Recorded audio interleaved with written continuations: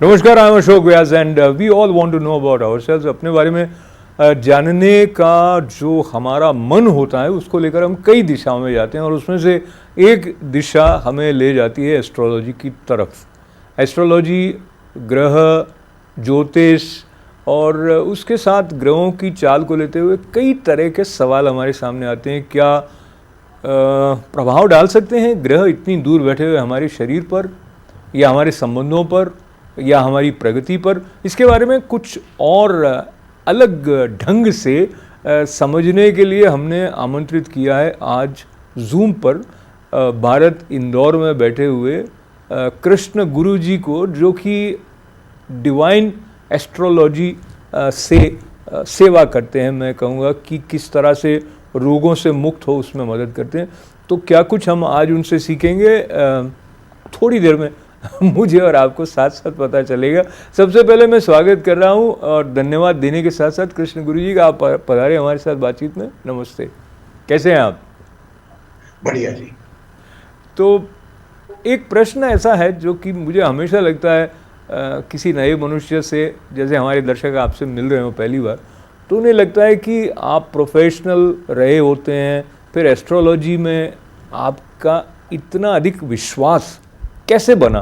पहले शुरुआत कैसे हुई आपकी और एस्ट्रोलॉजी की मित्रता की? बहुत सुंदर प्रश्न किया। मैं सामान्यतः लोग कहते थे कि मेरे कुछ टेलीफोन पे कुछ मंत्र पढ़ने से लोगों के असाध्य रोग दूर होते हैं। तो इसी तारतम्य में एक एस्ट्रोलॉजर हैं, mister Sunil John, is a well known. He had some problem, शारीरिक उनको कोई दिक्कत थी। तो वहां पर एक जो मुझसे हिली, तो उन्होंने कहा कि आप ये कृष्णा जी गुरु जी से बात करो। तो he is a very renowned astrologer, world में उनका नाम है। उन्होंने सोचा चलो हीलिंग देखते हैं क्या होता है। He called up me and I offer the healing and immediately he get a lot of relief. वो सब वीडियोस हैं उनके मेरे बारे में कहे हुए। अच्छा, तो अब माफी चाहता हूँ, ये सवाल आपने कहा मंत्र पढ़ते थे, तो मंत्र कहाँ से सीखे आपने और आपके अंदर ये कैसे आया भाव कि इस मंत्र को पढ़ने से किसी के रोग को दूर करने में कुछ मदद मिल सकेगी? देखिए सर, आप पे ना कोई भी, आप जिसको भी अपना आराध्य मानते हैं, अगर आपको कुछ नहीं आता तो आप अपने आराध्य को मानकर ही, आप जो एक सच्ची नीयत से, इंटेंशन से अगर आप कोई भी काम चाहेंगे वो काम होगा। देखिए, अब एक स्टोन कोई भगवान का रूप मानकर लोगों के काम हो जाते हैं। तो हम अपने आराध्य को मानकर कोई हम मंत्र ऑटोमेटिकली, उस वक्त हमारा कंट्रोल नहीं होता हमारे ऊपर। जब भी कोई व्यक्ति कहता है हमें दर्द हो रहा है, हम अपनी आंखें बंद करते हैं, हम उसको कहते हैं अपने दर्द पर ध्यान ले जाइए और कुछ मंत्र के साथ कुछ फूंक मारते हैं तो लोगों के दर्द ठीक हो जाते हैं। ये कैसे होता है मेरा इस पे गौर नहीं है, लेकिन लोगों को लाभ मिलता है, इससे मुझे बड़ी खुशी है कि ये शरीर किसी ना किसी के रोग को कम करने में, दर्द को कम करने में सहायक हो रहा है। तो ये जो बात आपकी सुन रहा हूँ मैं, तो मेरे कई साथ दर्शक भी ऐसा शायद सोच रहे होंगे कि विज्ञान का अपना एक ढंग है समस्या को समझने का, समाधान की तरफ ले जाने का, और हम सभी मेडिकल और ये जो है हेल्थ इंश्योरेंस और ये सारा ये जो सिस्टम है, इतने सारे अस्पताल इत्यादि हैं, तो अगर कृष्ण गुरु जी जैसे कुछ और मनुष्य हों, वो मंत्र पढ़कर ही ठीक कर दें, तो मतलब इन दोनों के बीच में संबंध क्या? मैं आपके ऊपर प्रश्न चिन्ह नहीं लगा रहा हूं, मैं समझने की दृष्टि से पूछ रहा हूं। ये सर, ये जो आपने मेरे से पहले प्रश्न किया था ना कि how people will accept it, कि कैसे आपकी एस्ट्रोलॉजी में आपका रुचि हुई, तो ये जो प्रश्न आपने किया वही प्रश्न मेरे मन में भी चला कि भाई ये क्या होगा। तो then I entered in the astrology, और एस्ट्रोलॉजी की पहले मैंने एस्ट्रोनॉमी की स्टडी करी। एस्ट्रोनॉमी तो जैसे हम अभी एक जीवन ऐसा जी रहे हैं कि जनवरी से दिसंबर, हम में से कितने लोग ये चिंतन कर रहे हैं कि 12 महीने क्यों होते हैं? एक हफ्ते में, in a month there are 4 weeks, why there are 7 days in a week? ये प्रश्न मेरे जहन में चले। भाई 12 महीने की जगह 13 महीने भी हो सकते थे, जो कि ऑलरेडी हमारे ग्रेगोरियन कैलेंडर के पहले 13 महीने हुआ करते थे। अब ये 12 महीने हो गए, हमारा बर्थडे सेलिब्रेट करते हैं जनवरी से दिसंबर, पर हमारा ध्यान नहीं जाता कि 12 ही महीने क्यों होते हैं, एक माह में 30 दिन क्यों होते हैं, एक माह में 4 हफ्ते क्यों होते हैं, और एक हफ्ते में 7 दिन क्यों होते हैं। तो अशोक जी, मेरा आपको ये प्रश्न का जवाब है पहले का कि ये जो विज्ञान है, ये पूरा का पूरा साइंस इसको प्रूव कर चुका है। जो हमारे ऋषि मुनियों ने पहले जो गणना करी थी काल की, वह आज विज्ञान ने इसको वो करा है कि वाकई आसमान में जो विचरण करने वाले ग्रह हैं, उसका एक अलौकिक परिवर्तन आपकी क्वालिटी ऑफ लाइफ पे पड़ता है, क्योंकि 5 तत्व का हमारा शरीर बना हुआ है और वही 5 तत्वों के प्लैनेट्स बने हुए हैं जी। फॉर एग्जाम्पल, मैं इसको विज्ञान की दृष्टि से बात करूं तो इस समुद्र में ज्वार भाटा आता है, तो is only the placement of the moon. आप देखेंगे चंद्रमा जब फुल है तो ज्वार भाटा आता है, यह साइंस प्रूव कर चुका है जी। तो अब चंद्रमा जो इतना नजदीक है, उसके विचरण से समुद्र में बोका हो जाती है, समुद्र में हलचल बन जाती है, तो हमारे शरीर में भी 70% जल है। तो कहीं ना कहीं वह हमारे मन को कंट्रोल करके, मून का एक वाइटल रोल प्ले करता है हमारी स्टेबिलिटी ऑफ माइंड में। अलग अलग प्लैनेट, जैसे सन है, सन तो मॉर्निंग से लेके जो सुबह सूर्योदय होता है और सूर्यास्त होता है, वो पूरा जीवन ही सूर्य से है। तो मैं इस बात से आपको थोड़ा वो करूंगा कि आपने कहा कि इतने दूर बैठे ग्रह क्या करते हैं, वाकई एक विज्ञान इसको स्वीकार कर चुका है, यह 5 तत्व के ग्रह अलौकिक परिवर्तन इस 5 तत्व के अस्थाई शरीर पर अपना डालते हैं। तो ये आपकी बात बिल्कुल अलग अलग रूप में सुनने को आती है, पर मैं फिर सवाल जहाँ से उठा था वो ये था कि मंत्रों के प्रभाव से जो रोग निदान होने वाली स्थिति बनती है, उसका और जो एलोपैथी है, हमारी मेडिकल साइंस है, उनका आपस में कुछ संबंध हो रहा है। जैसे मैं एक काल्पनिक दृश्य लूं कि कोई अस्पताल में भर्ती हैं और किसी रोग से वो जूझ रहे हैं, वहाँ पर डॉक्टर्स का जो इलाज है वो चल ही रहा है, पर ऐसे में भी क्या एस्ट्रोलॉजी या मंत्र कुछ अतिरिक्त रूप से उनको शक्ति देते हैं, दे सकते हैं? देखिए सर, इसका बहुत सुंदर जवाब दूंगा आपको मैं कि there is a two, you are talking about the science and spirituality, आध्यात्म और विज्ञान की बात कर रहे हैं हम जी। विज्ञान जिसके माध्यम से दवाइयों का निष्पादन हुआ, दवाइयां वो देकर उस रोग को ठीक करने के लिए बनते हैं। ये आप भी जानते हैं कि फॉर एग्जाम्पल कैंसर की हर दवाई कैंसर को ठीक नहीं कर पाती।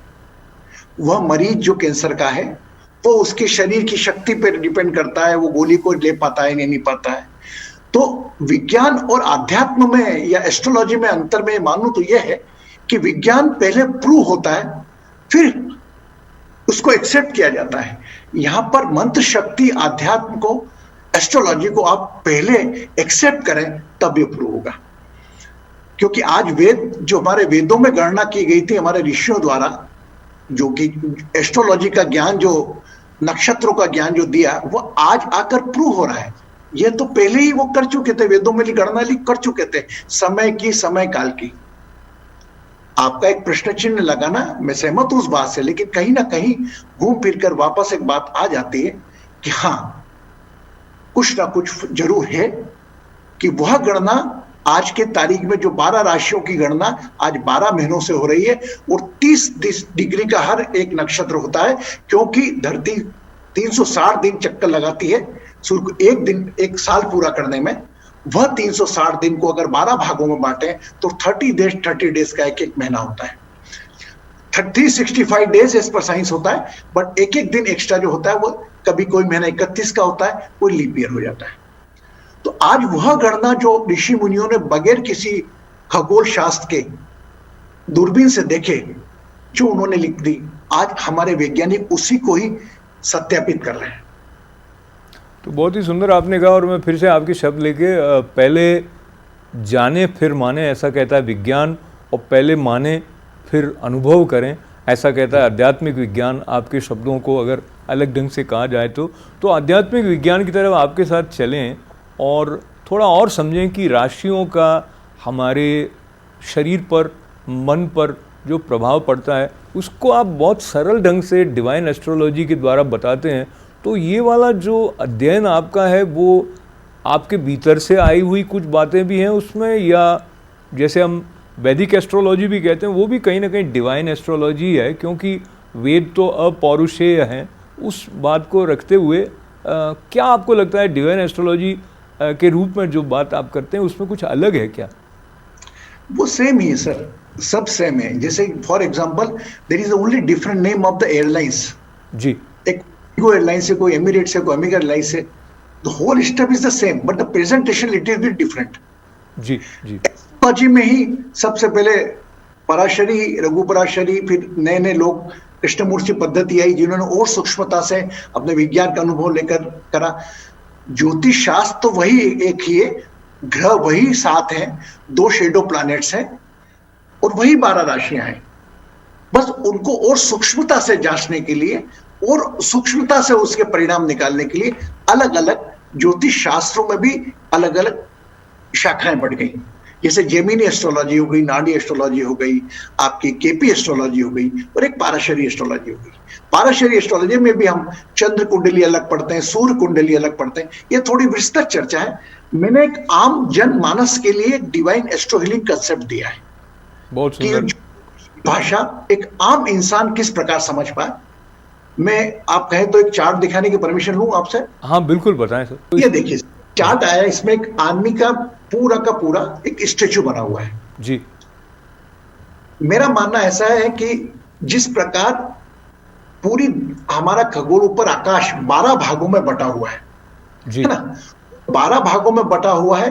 क्योंकि 365 दिन एक वर्ष यात्रा पूर्ण होती है, तो 12 डिवाइडेड बाय 3 इज 330। तो वैसे ही हमारे 12 महीने के 30 दिन हर महीने में होते हैं जी। एक 15 दिन में चंद्र पूर्ण दिखता है, 15 दिन में चंद्र 0 दिखता है, अमावस्या आती। इसी प्रकार 4 हफ्तों में 2 पखवाड़ों में हमारा महीना बांटा गया। और ये 7 दिन जो होते हैं, that is now coming on the point, we enjoy our weekend. We start the Monday, Tuesday, Wednesday, Thursday, Friday, Saturday, Sunday. जी, all 7 days is dedicated to the planets. Monday dedicated to moon, Tuesday dedicated to the Mars, Wednesday dedicated to the Mercury planet, and Thursday dedicated to the Jupiter, and Friday Venus, and Saturday Saturn, and Sunday Sun. जी जी। यह 7 ऊर्जा 7 दिन की अलग अलग हमारे जो विज्ञान जो उन्होंने दिन बनाए, इन्होंने भी 7 ही दिन बनाए। जी, मेरा मानना ऐसा है कि जिस प्रकार एक ब्रह्मांड है पूरा 5 तत्व का बना हुआ, वैसे हमारा शरीर भी एक सूक्ष्म एक ब्रह्मांड है जो 5 तत्वों से बना हुआ है। इस शरीर के भी 12 भाग हैं, जिस प्रकार पूरे अंतरिक्ष हैं। वह 12 भाग ये आपको मेरे इस चार्ट में दिख रहे होंगे। पहला भाग में बोलूं तो पहला बार हुआ मेरा फोरहेड, मेरा मस्तिष्क। सेकंड मेरे हो गए सेंस ऑर्गन्स, देखा आप चार्ट में देखें। थर्ड हो गया मेरे हैंड्स। फोर्थ हो गया मेरा चेस्ट। फिफ्थ हुआ मेरा हार्ट। 6 हुआ अपर स्टमक एरिया, इंटेस्टाइन, लीवर। 7 मेरा रिप्रोडक्टिव ऑर्गन्स, जेनिटल्स। 8 मेरा पेल्विक रीजन। 9 मेरे थाइस। 10th मेरे नीस। 11th मेरे नीस से लेकर एंकल तक का स्थान। और 12th नंबर फीट। जी। तो ये 12 कमरों में मेरा शरीर पूरा बटा हुआ है। और ये 12 कमरे जो हैं, इसमें हर कमरे में एक या एक से अधिक शरीर का अंग रहता है। उसी के साथ एक रिश्ता या एक से अधिक रिश्ता भी रहता है। ये एस्ट्रोलॉजी कहती है। और वही एस्ट्रोलॉजी को मैं एक सरल ढंग से डिवाइन एस्ट्रो हीलिंग कंसेप्ट में प्रेजेंट कर रहा हूं आपके सामने। जी, मैं यदि आपकी जी जी, सेकंड आपकी फैमिली का, थर्ड आपके ब्रदर का, फोर्थ अच्छा आपकी तो मदर। मैं एक मिनट इंटरप्ट कर लेता हूँ आपको, आपकी अनुमति से। और ये संबंधों की तरफ जाने से पहले जो आपने शरीर को जिस तरह से ये 1-2 नंबर आपने बताए हैं, तो हमारे दर्शकों में से कोई सोचें कि मेरे घुटनों में बहुत दर्द होता है, और अभी जो आप बता रहे हैं तो जो भी अंक आता है घुटनों के साथ में, तो क्या इससे लाभ उनको इस जानकारी से या ज्ञान से हो सकता है कि भाई घुटनों का दर्द कम हो इसके लिए वो क्या करें? हाँ, ये थोड़ा ये डिवाइन एस्ट्रो हीलिंग के बारे में अगर कोई जानना चाहता है तो वो पढ़ ले divineastrolink.com साइट पे। वो मैंने बड़ा विस्तृत ढंग से बताया। अभी समय की कमी करता कि जैसे फॉर एग्जांपल मुझको नी का पेन है, अशोक जी आपको ही घुटनों का दर्द है, नहीं। तो जो क्या देखता है ज्योतिष आपका 10th रूम देखता है। हम्म। वो जो उसकी स्क्वायर में बना हुआ है वह देखता है कि क्या कोई मेलेफिक प्लैनेट, कोई गलत प्लैनेट यहां पर बैठा है जो इनको घुटने का दर्द दे रहा है। तो 10th रूम आपकी प्रोफेशनल लाइफ से भी रिलेटेड है। क्या इनके बिजनेस में भी प्रॉब्लम आ रही है, इनकी नौकरी में भी प्रॉब्लम आ रही है। 10th रूम आपकी मदर इन लॉ का भी रूम है। तो ये तीनों चीज जो है 10th रूम से रिलेटेड है। पार्ट ऑफ द बॉडी में नीस मान लें आप, घुटने 10वें कमरे को, आपकी प्रोफेशनल लाइफ, आपका वर्किंग एटमॉस्फेयर 10th रूम, और रिलेशन में आपकी मदर इन लॉ आपका 10th रूम। जी। तो कहीं ना तीनों चीजों में एक चीज डिस्टर्ब होगी, घुटनों में दर्द होगा। तो अगर घुटनों में दर्द हुआ आपका, तो अगर आप दूसरी चीजें एक्टिवेट करेंगे आपकी प्रोफेशनल लाइफ को और आपकी मदर इन लॉ के फेस को देखकर आप थोड़ा हीलिंग देंगे, मेरा दावा है, और आपके न्यूयॉर्क में कई लोगों को हील कर चुका हूं मैं इस बात से, कि वह चीज को एक्टिवेट करने पे वो दर्द में कमी होती है।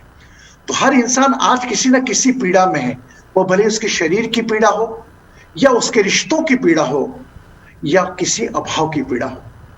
तो मेरा प्रयास डिवाइन एस्ट्रो हीलिंग के माध्यम से रहा कि इसका सरलीकरण इतने कर दिया जाए कि आम इंसान भी समझ सके कि भाई मेरे घुटनों में दर्द हो रहा है तो मेरे 10th रूम पे राहु की दृष्टि है, राहु मेलेफिक प्लैनेट है, तो ये राहु के कारण मेरे को दिक्कत हो रही है।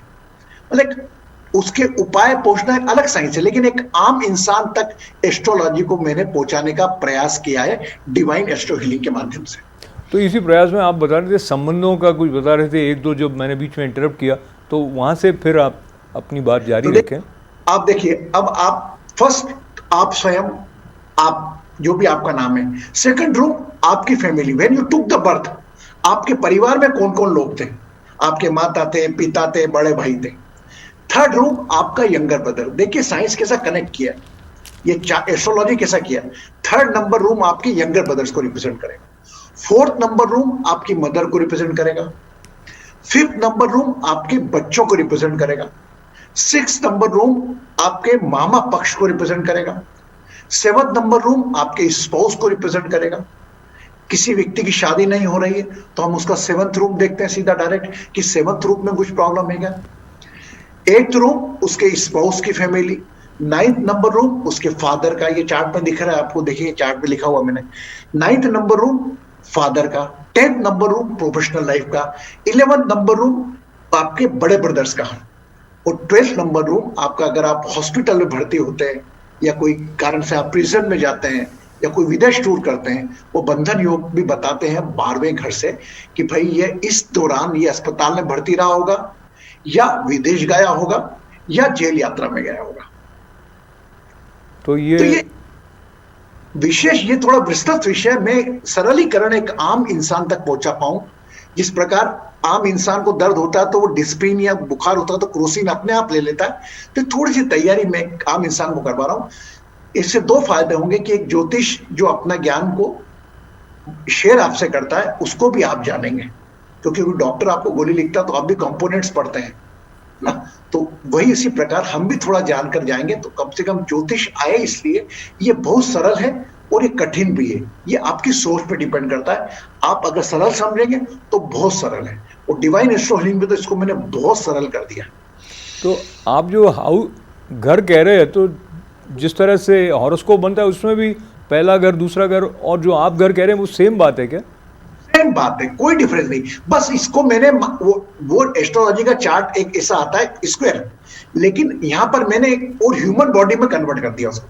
सब कंसेप्ट सेम है, कोई चेंज नहीं है जी। तो एक सवाल जो मुझे लगता है अभी के समय के हिसाब से सबके लिए रेलेवेंट है, ये जो कोविड-19 का प्रभाव है, इसके कारण पूरा विश्व एक बहुत भयानक सी चुनौती का सामना करना पड़ रहा है सबको। अगर आप ठीक रह जाते हैं तो ठीक है, लेकिन कुछ घरों में ऐसी स्थितियां आई कि उन्होंने अपने सगे संबंधियों को, माता ने पुत्र को, या मतलब ये बड़े एक दुख वाली घड़ियों से जुड़े हुए दिन हैं। तो ये वाला जो रोग है, इसमें बार बार ये बात आती है कि प्रतिरोधक क्षमता आपकी ठीक है तो आप कोविड-19 को पार कर सकते हैं।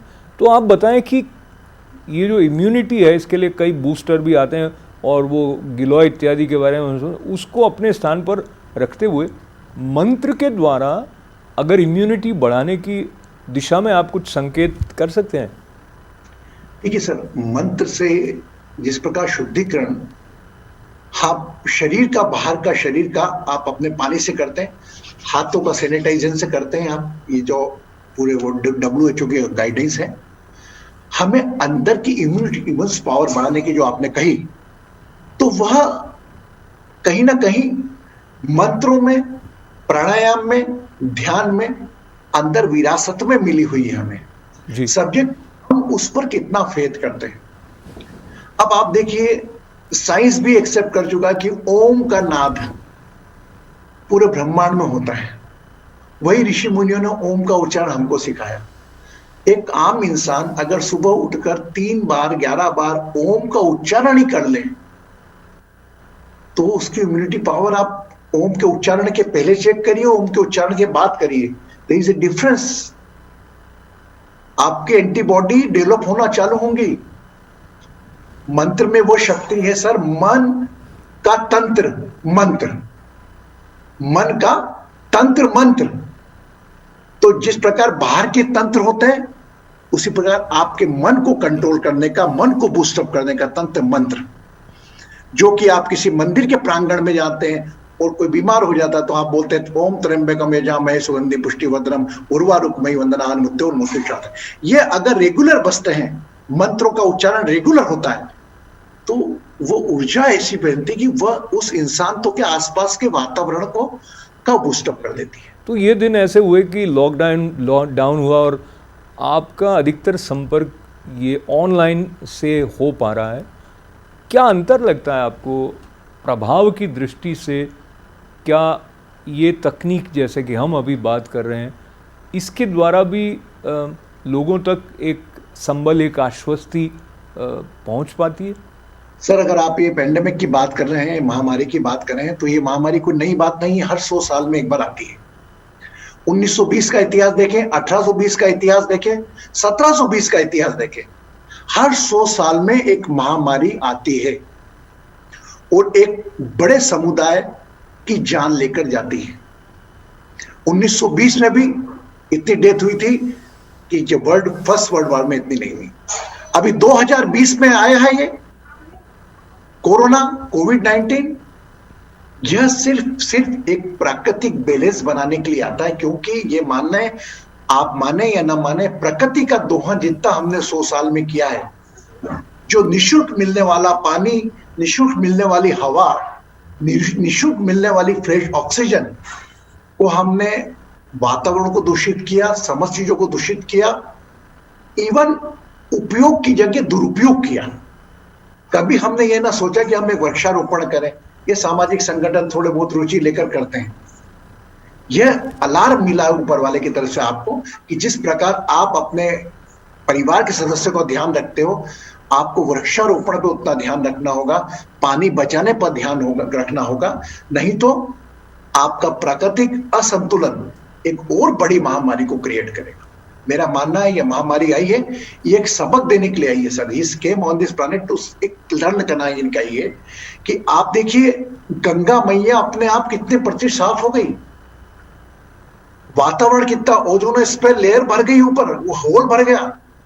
इस तरह के वातावरण में कई लोग अपने भीतर अपनी ऊर्जा का जो उन्नत प्रवाह है उससे अलग हुआ पाते हैं, कुंठित हो जाते हैं, डिप्रेशन के शिकार हो जाते हैं। उनके अंदर की जो आशा है उसको पकड़ के रखने वाली स्थिति है, वहाँ से वो थोड़ा सा हिल जाते हैं। आप इसके विपरीत हैं, आप उत्साह से भरे हुए हैं और आप औरों के साथ जुड़ कर भी ये वाला जो भाव है, जो जीवन को समग्रता से अपनाने की सीख देता है, उसको आप बांटते रहें। कोई ऐसे टिप्स जैसे आपकी विपरीत परिस्थिति में कैसे उत्साह को बनाए रखा जाए उस दृष्टि से डिवाइन एस्ट्रोलॉजी का आधार लेते हुए क्या आप बता सकते हैं? सर्वप्रथम तो जो हमारी WHO की गाइडलाइंस हैं कि SMS है ना, सोशल डिस्टेंसिंग में सोशल डिस्टेंसिंग या फिजिकल डिस्टेंसिंग रखें जी। मास्क का उपयोग हमेशा करें और हाथों को बराबर सफाई करते रहें, क्योंकि आपकी जरूरत आपसे ज्यादा आपके परिवार वालों को है। हम सोचते हैं हम दबंगे, ऐसा न करें। और जहां तक रही बात जो आपने कहा था, बहुत अच्छा प्रश्न किया था आपने आज के दिन, कि इम्यूनिटी पावर अपनी कैसे बढ़ाएं। तो इम्यूनिटी पावर के लिए भी मैं आपको बताऊं, पहले आपको अपने ऊपर जीतना होगा, तब कोविड पे आप जीतेंगे। पहला hope for the best, ready for the worst. आप जैसे ही 5 तत्व का शरीर था जिसको कोविड हुआ है, तो आप ये ना सोचे कि मेरे को नहीं होगा, मेरे को भी हो सकता है। अगर हो गया तो मैं सावधानी क्या रखूंगा, इसका ध्यान रखें। Hope for the best, ready for the worst. और एक दो छोटी मोटी प्रोसेस बताता हूं मैं आपको, जो आपकी इम्यूनिटी पावर को बढ़ाने में 1001% अहम रोल प्ले करेगी। पहली चीज, अगर आपके घर में कोई दवाइयां हैं जो एक्सपायर हो रही हैं, उसके बाद भी आपके घर की शोभा बढ़ा रही है, आपको उसको तत्काल भागना है। जी। मेडिसिन ये नेगेटिव करो, देखिए आप नेगेटिविटी कम करेंगे तो पॉजिटिविटी ऑटोमेटिकल बढ़ेगी। कुछ जूते चप्पल आपके घर में ऐसे रखे हैं जो आप पहनते भी नहीं, पहनना भी नहीं चाहते हैं, उसको आप अपने घर से बाहर करें। पहले नेगेटिव चीजों को दूर करें। कोई अनवांटेड आइटम, आपका कोई कपड़े आप पहनते ही नहीं है पर भी आपने ड्रेसिंग में डाल रखे, सालों से आपने उसको हाथ ही नहीं लगाया, पहनने की ये सोचिए, उनको बाहर करें। ये चीजों को थोड़ा ध्यान रखने के बाद आप अपने, जैसे कि हम विशेषकर डिवाइन एस्ट्रो हीलिंग का एक 2 घंटे का कोर्स होता है निःशुल्क, सैटरडे संडे, मेरे यूट्यूब के लिंक दी है इसमें मैंने, आप निःशुल्क ज्वाइन कर सकते हैं। और अपने शरीर की पीड़ा, अपने रिश्तों की पीड़ा और अपने किसी अभाव की पीड़ा और ये अज्ञात भय को दूर कैसे करें, यह 2 दिन का कोर्स आपके लिए बड़ा कारगर होगा। 2-2 घंटे का होगा। मैंने आप लोगों के लिए शाम को 5 o'clock को रखा है मैंने, for the specially US people and New York people, and 5 o'clock। तो नेक्स्ट कोर्स जब भी अनाउंस होगा इसमें आपके लिंक दे दूंगा मैं, आप ज्वाइन करिए पहले उसको। और 2 घंटे आप अपने लिए निकालें, फिर आप ही अपने आप को शाबाशी देंगे कि मैंने ये 2 घंटे का डोनेशन, मैं कोई पैसों के रूप में नहीं मांग रहा हूं आपसे डोनेशन, मैं आपके समय का डोनेशन मांग रहा हूं। आप 2 घंटे देंगे, अगर सैटरडे और संडे, वीकेंड की नहीं, it will very helpful for you for prevent your self for the Covid and increase your booster power. बहुत धन्यवाद जी, बहुत धन्यवाद है कृष्ण गुरु जी। ये भी एक बड़ी सकारात्मक संभावना है जिसके बारे में आपने हमारे दर्शकों को बताया, और अन्य जो बातें हैं वो भी बड़ी महत्वपूर्ण हैं। और डिवाइन एस्ट्रोलॉजी का आधार लेते हुए किस तरह से हम अपने लक्ष्य की तरफ बढ़ें, इसके कुछ संकेत आज हमने कृष्ण गुरु जी से प्राप्त किए, जो इंदौर से महाकाल की नगरी से हमारे साथ जुड़े हैं। तो आपको बहुत बहुत धन्यवाद है और आपको नमन है, मंगल कामनाओं के साथ में। धन्यवाद, बहुत बहुत आपका धन्यवाद, आमंत्रित करने के लिए धन्यवाद। खुश रहें, सुखी रहें, समृद्ध रहें, आरोग्य रहें और इस अज्ञात भय से दूर रहें। सावधानियां जो मास्क लगाने सब करें और साथ में ओम का उच्चारण 11 बार रोज सुबह शाम करें। आपकी इम्यूनिटी पावर सही, आरोग्य, खुश रहें।